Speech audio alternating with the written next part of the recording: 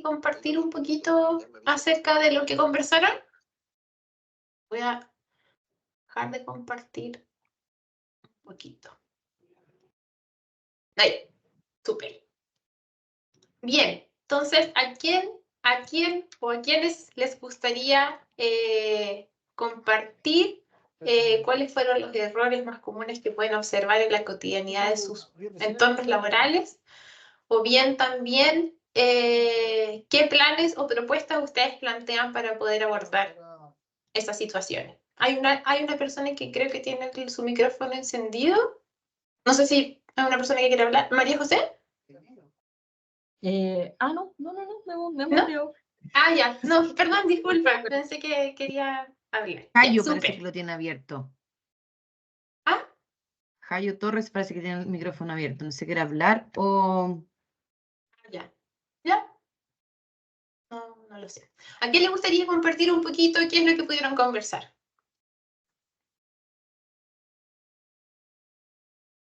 Anímense para que todos aprendamos aquí de cuáles son las situaciones que ustedes evidencian. Ya, vale, parto yo, Súper. Rodrigo, para que ahí Muchas los demás se gracias. motiven. Excelente. Javi, bueno, atendemos primero que todo como a una aclaración que era como algo que estuvo no en discusión, pero que nos llevó un poquito a confusión. Entendiendo el ejercicio, va por el área o va en este caso por la línea de los descuidos en el lenguaje, ¿cierto? Eso era como lo primero que teníamos que definir, más que los sesgos o los tipos, en este caso, de estereotipos que había, ¿cierto? Y en esa figura, bueno, nos tocó compartir de los que participamos, hicimos el ejercicio identificando que de los errores que hemos logrado evidenciar en nuestras organizaciones se ha dado el tema de generalización en cuanto a escuchar frases como que las personas con discapacidad no pueden ocupar cargos de supervisión, ¿ya? Eh, Eso como en este caso el error y dentro de la acción para mejora en este caso es poder también definir dentro de los estatutos de contratación y todo lo que conlleve las evaluaciones, que todas las personas en este caso con o sin discapacidad deben tener las mismas oportunidades dentro de la organización, ¿ya? Y otro punto era en la categoría despectiva, que hasta el día de hoy, aunque ustedes no lo crean, nosotros trabajamos en el área de construcción, que lo evidenciamos por ese lado. eh, Nos toca recibir proyectos, que es así en la figura de arquitectos, de personas que ingresan esto a revisiones municipales y todo.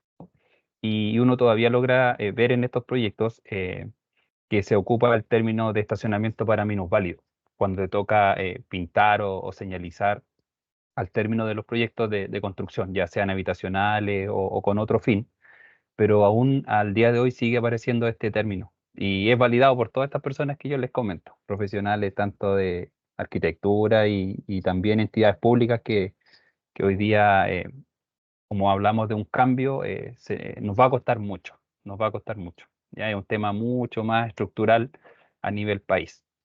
Y dentro de eso, por lo menos el primer cambio que podríamos exigir nosotros como empresa, organización, es que ya los proyectos definan que los estacionamientos son para personas con discapacidad.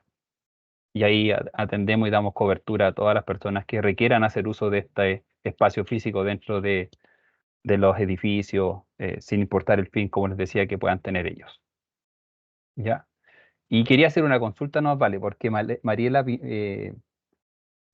transmitió algo que nos sucede y yo creo que a muchos colegas les puede pasar a lo mejor en área de prevención o en recursos humanos, eh, y que ese a lo mejor era más un estereotipo y por eso hice el alcance de la pregunta al inicio, porque nos pasa que muchas veces al inicio de los proyectos, las mujeres, el género femenino en este caso, dentro de los equipos son vistas más como un problema por el hecho de que la normativa a nosotros nos exige habilitar instalaciones para hombres y mujeres desde el día 1. Entonces, Mariela, en este caso, que es mi colega en la empresa, nos ha pasado muchas veces que cargos superiores a nosotros y nos toca vivirlo así in situ, ven a la mujer más como un problema, a pesar que te esté dando una ayuda y es parte del equipo que es necesario para iniciar un proyecto. Y se plantea así. Entonces, esa más que no la supimos, no sé, no sé si califica para la parte de reduccionismo o finalmente atendía a un tema más de estereotipo, ¿ya? O sesgo en este caso que uno pueda definir, porque encasilla a la mujer en este caso como una problemática por el simple hecho de tener que habilitar instalaciones separadas. Eso nos quedó como inquietud ahí, vale, para ver si nos puedes ayudar. Súper. Oye, súper buen trabajo. Que súper interesante conocer también cuáles son como las situaciones a las cuales ustedes se enfrentan y también súper gratificante conocer cómo las abordarían desde una perspectiva de lenguaje inclusivo. De verdad, los felicito. Súper buen trabajo. Bueno, el tema que tú planteabas al final, esta es mi perspectiva, quizás podemos conocer otras opiniones bajo esto que tú nos planteas hoy en día. Efectivamente, considerar que, no me acuerdo la palabra exacta, debía anotarla, las mujeres son, dijiste, un problema. Un problema. Sí, Un lo problema, encasillo entre comillas porque de verdad lo menciona así muchas veces de que hay que habilitar toda parte y lo definen como un problema. Ya, Desde entonces plata hasta espacio físico. ya. Entonces, este concepto de que las mujeres son un problema porque tenemos que habilitar distintos espacios solo para ellas, ya podría ser calificado como un estereotipo. ¿En qué sentido? En que agrupa a todas las mujeres sin distinción, ¿ya?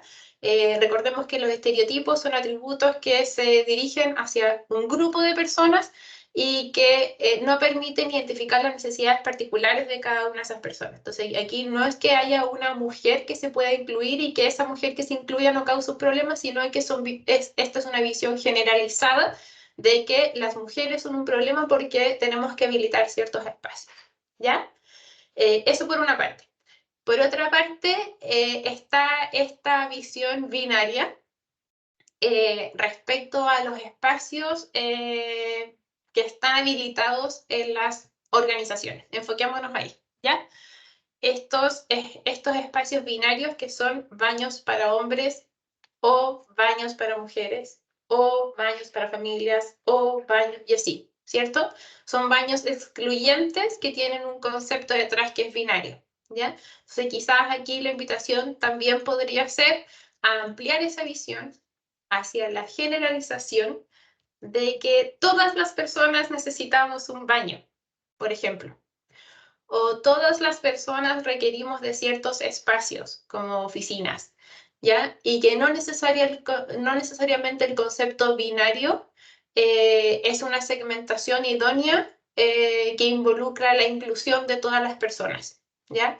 Eso es como quizás en términos muy generales, porque desconocemos en el fondo la particularidad de lo que nos estás comentando, pero quizás en términos muy generales el concepto que siempre compartimos con las organizaciones es eso. Hay una segmentación binaria respecto a estas temáticas, que es un constructo social que venimos arrastrando en la sociedad y que no necesariamente responde a las necesidades actuales de nuestra sociedad. No sé si a alguien le gustaría también aportar alguna otra experiencia o conocimiento que quizás haya tenido en su organización de esto que estamos conversando con Rodrigo. ¿No? Bueno, Valeria, yo, Cristina, por Eso. acá trabajo con Rodrigo y Mariela y efectivamente nos vemos enfrentados muchas veces a eso, no solo en el caso de Mariela, sino que también a lo mejor con la contratación de mujeres. Y yo creo que aquí va a la parte de acción en el fondo de poder capacitar y dar los conocimientos para que la organización vaya generando pequeños cambios desde las gerencias hasta todos los trabajadores que se involucren de alguna forma. Y la capacitación acá, como también nosotros lo estamos haciendo hoy día, creo que es vital. Súper, Cris, muchas gracias por eso también. efectivamente la concientización es la base. Hoy día es la base, es el piso sobre el cual cimentamos todas las acciones que realizamos en las organizaciones. Es muy complejo poder implementar alguna acción concreta o algún cambio concreto en las organizaciones en temáticas de diversidad, equidad e inclusión si es que no tenemos esta base. Así que gracias, Cristina, también por traerlo porque es súper importante. Pablo.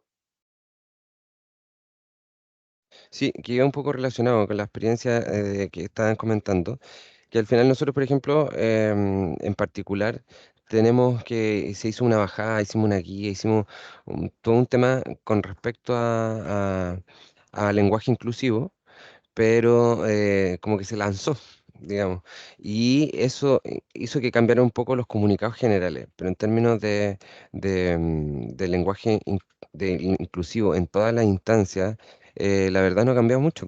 Entonces, o en lo cotidiano, en los correos, etcétera. Entonces, al final tiene que haber un espacio de sensibilización grande y muy profetizado por la jefatura, como para que eso ocurra un cambio real y no tan solo cosmético, porque si no pasa eso y creo que ahí hay también una clave también, que esto tampoco, esas acciones permean, por ejemplo, los procesos y los procedimientos. Y la verdad, ahí es un gran desafío, porque si no permea eso, tampoco no se instala, no se opera y no se funciona en base a eso.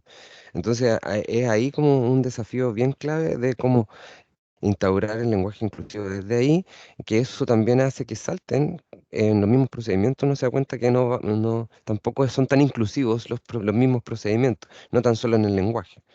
Entonces, eso es un poco como para compartir.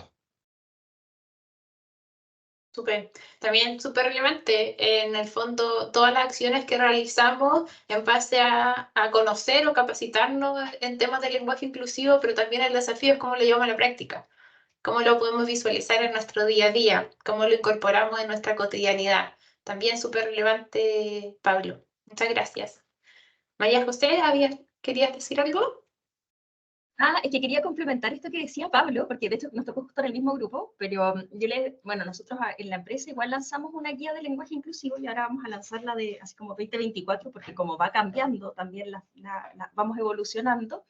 Y sí, pues a mí me pasa lo mismo, que decimos, oye, pero si tenemos la guía, la tenemos accesible, la entregamos, bla, bla, pero como es algo que se conquista no tan rápido, entonces ahí como sugerencia lo que me pasó a mí, que como fue más largo el camino, pero al final veo que igual ha servido, falta, pero ha servido, es tener sesiones con las áreas por áreas. Es como hacerles entrenamientos de sensibilización con respecto, por ejemplo, a estos temas por área. Entonces, como, oye, mira, vamos a hacerlo y lo hacemos mandatoria, donde el manager, el manager, la jefatura, es parte de esto. Yo hablo, o sea, le digo, mira, tú tienes que incentivar que tu gente participe, y él no toma palco, así como, oye, que nos van a venir a contar, sino que él es parte de esto. Entonces yo hago ese trabajo previo con la persona y hacemos estas sesiones y les decimos del lenguaje inclusivo y salen cosas, porque ahí dicen, oye, pero es que a mí me cuesta esto de todos, y para mí todos son todos. Entonces invitamos a que igual conversemos del tema. Entonces es parte de la comunicación, el lenguaje, de sostener conversaciones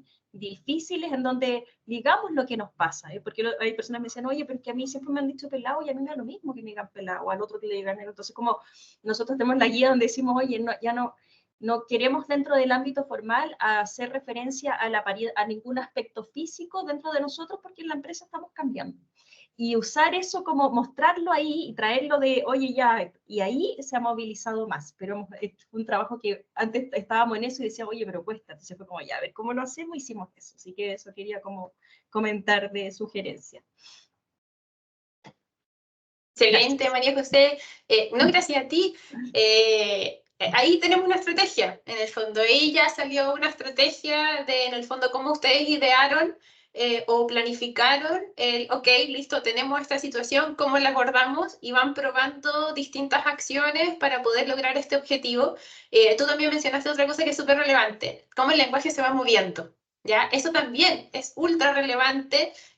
Finalmente, en temas de lenguaje inclusivo, lo mismo que en diversidad, equidad e inclusión, podemos avanzar infinitamente, y la idea es justamente eso, es ir avanzando en incorporar estas adecuaciones, y me encantó eso de que ustedes tienen una guía 2023 y otra 2024, me encantó también, ahí mi compañera está presente para compartirla con otras organizaciones, porque realmente, nada, trae a algo muy consciente que efectivamente el lenguaje es algo que está en constante movimiento. Así que también rescato eso. Gracias, María José. Súper.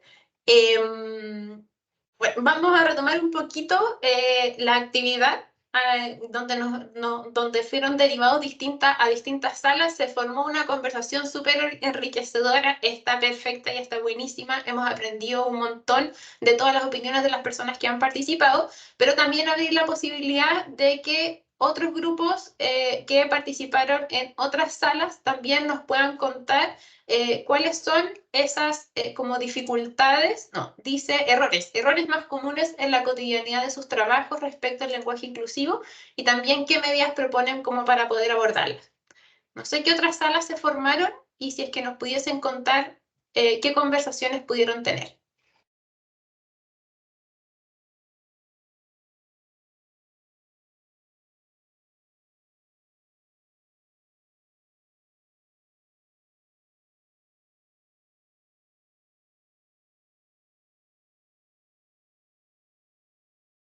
¿Formaron más salas? ¿Estaban todos en la misma sala? ¿Sí? No sé quién. ¿Quién me Mariela. Ah, Mariela por acá. Mariel. Mira, yo Ay, estaba en no la te misma veo. sala. ¿O estás ¿Me sin cámara? escuchas? Sí, te estoy sin escucho. cámara. Ah, ya, Ya, súper, dale. sí, que estoy en terreno, pero participé en la actividad y estuve en la misma sala con Rodrigo y con Leonardo, y algo que también comentábamos, que creo que es súper básico y no nos damos mucho cuenta, es desde las descripciones de cargo. Por ejemplo, nosotros que trabajamos en construcción, yo tengo en la descripción de cargo obrero. Es totalmente masculino y yo recibo mujeres. O tengo el cargo, por ejemplo, de maestro de terminaciones y hay maestras de terminaciones. Y es un cambio tan pequeño que es cambiar el título de esta descripción de cargo, porque el resto de las obligaciones y funciones son las mismas, pero es algo que por lo menos nosotros aún no lo hacemos. Y ahí yo creo que tenemos una brecha súper importante como para dar un puntapié inicial en este lenguaje inclusivo para un rubro tan machista como es el rubro de la construcción. Súper, Mariela, qué buen ejemplo. Es un poco parecido también al video que vimos durante el transcurso de este módulo, y que está enfocado más que nada a esta utilización histórica de un lenguaje que estereotipa las profesiones, ¿no? O los oficios.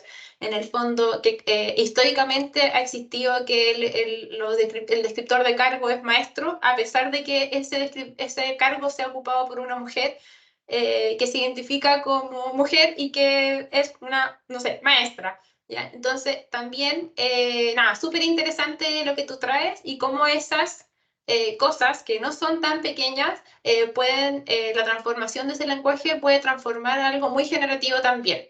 Súper buen ejemplo. Yo creo que ahí la Anita, que trabaja mucho con el rubro minería, que también levanta estos cargos laborales, también a lo mejor le puede hacer sentido un poco lo que decía Mariela.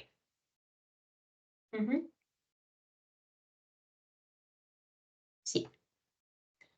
No sé si hay alguien más que les gustaría compartir algún otro levantamiento que hayan realizado o alguna otra estrategia que hayan generado. Sí. Un comentario respecto de lo mismo que decían. Bueno, a lo largo del curso yo creo que varios nos ha pasado el tema, como decían recién los compañeros, cómo se va el tema de los descriptores de cargo, los procedimientos de trabajo, los nombres de los cargos. Uno, claro, ahora va viendo, y unos que generalmente los lee porque, no sé, tiene que hacer una inducción o tiene que imprimirlos para que el trabajador lo firme. Sí, se da eso de como de excluir, bueno, en el término de los géneros. No sé, y en lo mismo de repente cómo se refieren en los correos a los trabajadores o a las áreas, en donde hay mujeres y hombres. No sé, en las cositas de los correos que ponen cargos, pero sí eres mujer, tienes el nombre y te ponen el de hombre, o administrativo o administrativa. Pero ponen administrativo porque todos son administrativos. Entonces, como en eso, igual con mi compañera de sala, nos fijamos siempre, bueno, acá se da mucho el tema de las categorías despectivas entre los trabajadores.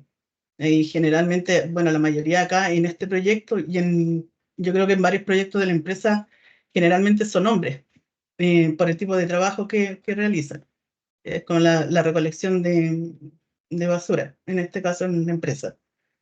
Si bien somos poquitas las mujeres, yo administrativa y la prevencionista, que estamos en esta área. El resto de los demás compañeros son todos hombres. Entonces igual uno se fija en el trato entre ellos, lo que decía, el aspecto físico, o no sé, alguna discapacidad que el compañero tenga. Eso es como en nuestra área mejorar. Sí, cuesta mucho porque hay diferentes, no sé, culturas, nacionalidades, de todo hay distintos y son como grupos grandes.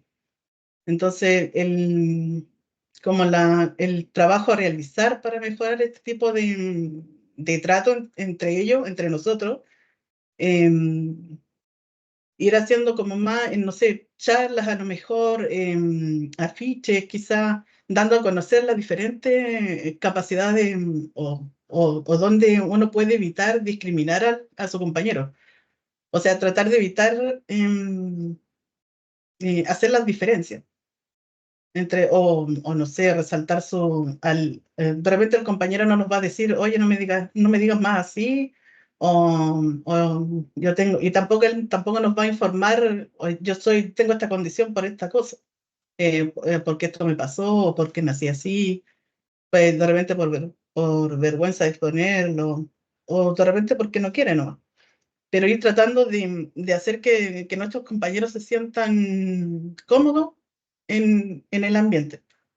O sea que es muy difícil realizarlo, yo creo, por el grupo grande que hay. Pero se puede hacer. Yo creo que así como la señorita María José, que en su empresa es un gran ejemplo lo que dicen. Entonces, como que sí se puede hacer. ¿Me entiendes? Como se puede copiar la idea.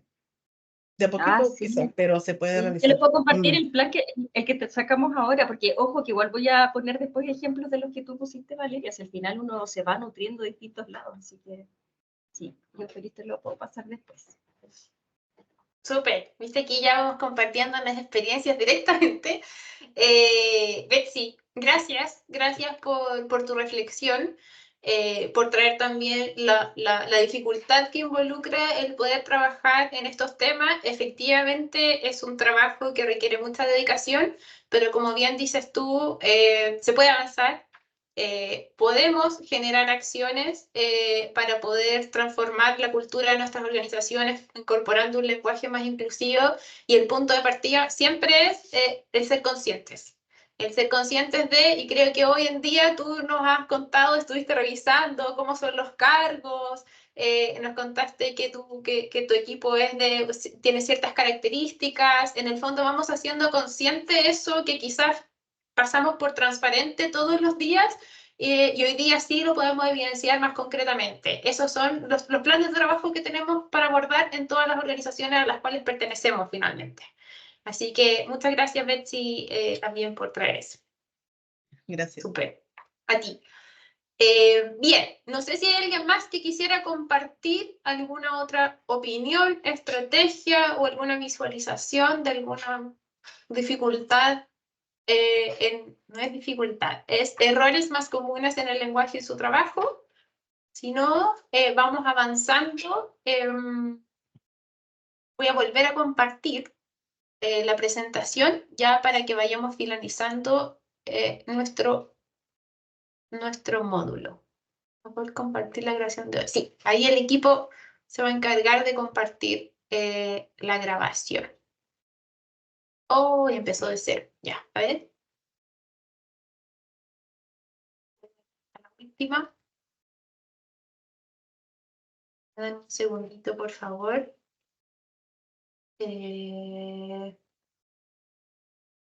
Ya. Aquí estamos entonces situados. Para ir ya cerrando este bloque, los queremos invitar a una actividad, a una última actividad, ¿ya? Donde les vamos a pedir que por favor puedan escanear, si es que les es posible, este código QR para aquellas personas que no puedan escanear el código, nos avisan y podemos pegar en el chat el link para poder conectar a la actividad. ¿Ya? Esta actividad es una invitación a un ponte a prueba, ¿ya? No tiene nota, nadie va a visualizar las respuestas que ustedes van a responder en este ponte a prueba, simplemente es una actividad lúdica a la cual nosotros los invitamos para que puedan poner a prueba el conocimiento que han adquirido hasta este cuarto módulo de este programa. Cuando vayan finalizando también podamos compartir cómo les fue, qué opinan, cuáles son los aspectos que quizás tenemos que profundizar o continuar profundizando en los otros módulos para poder ir avanzando en estas temáticas. Así que los invito a esta trivia y a este ponte a prueba, que es un espacio lúdico de aprendizaje.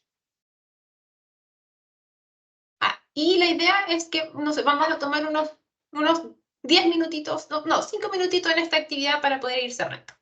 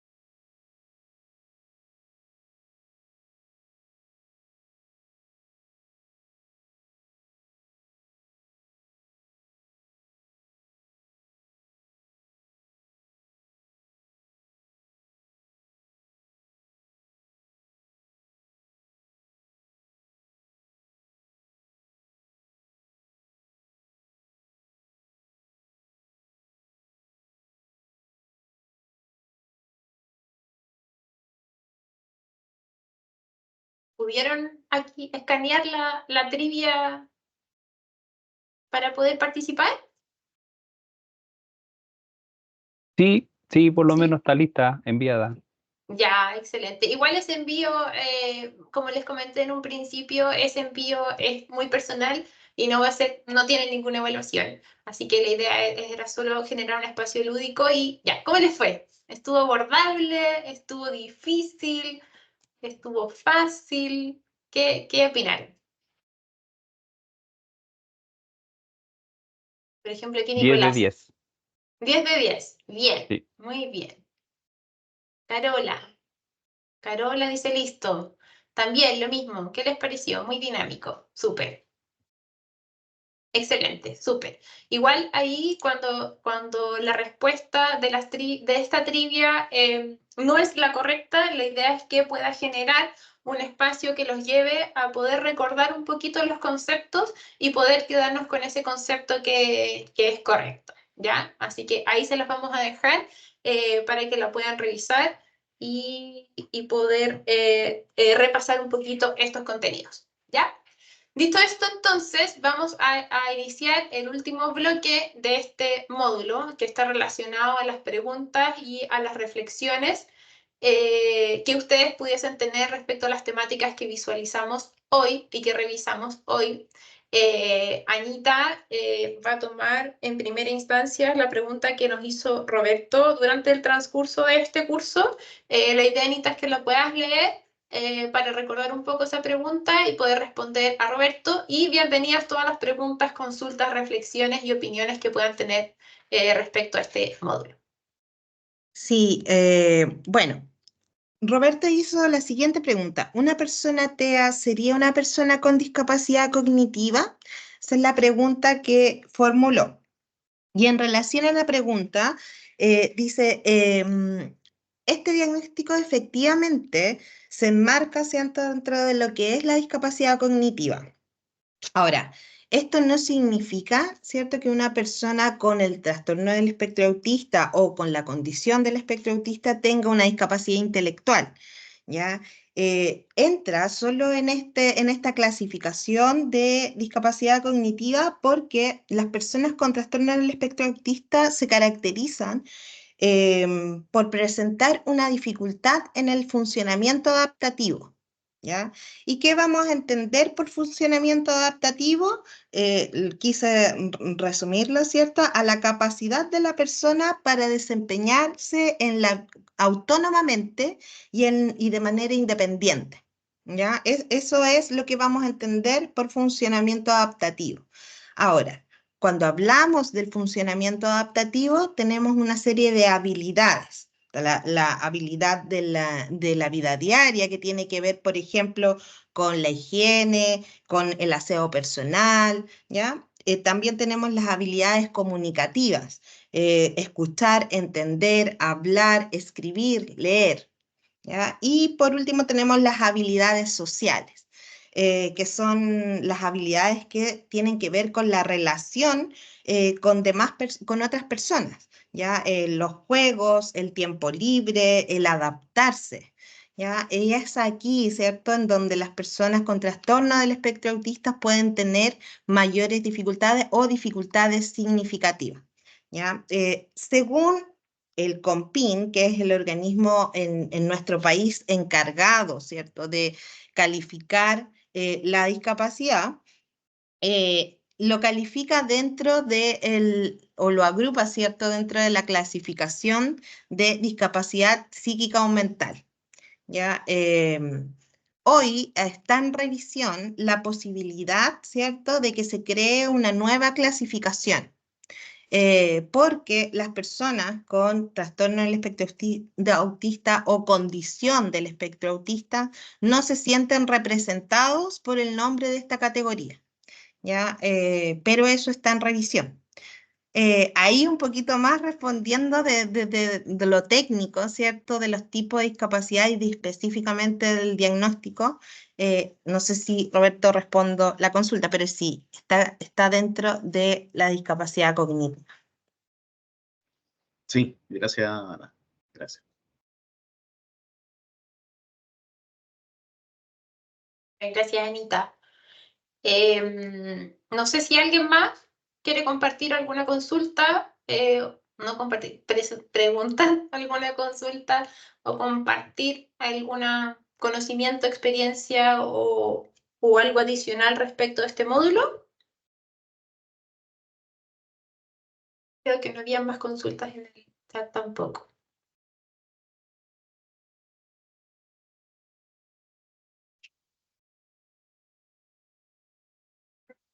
Creo que no. No tenemos más consultas y preguntas. Ya, No hay más. súper.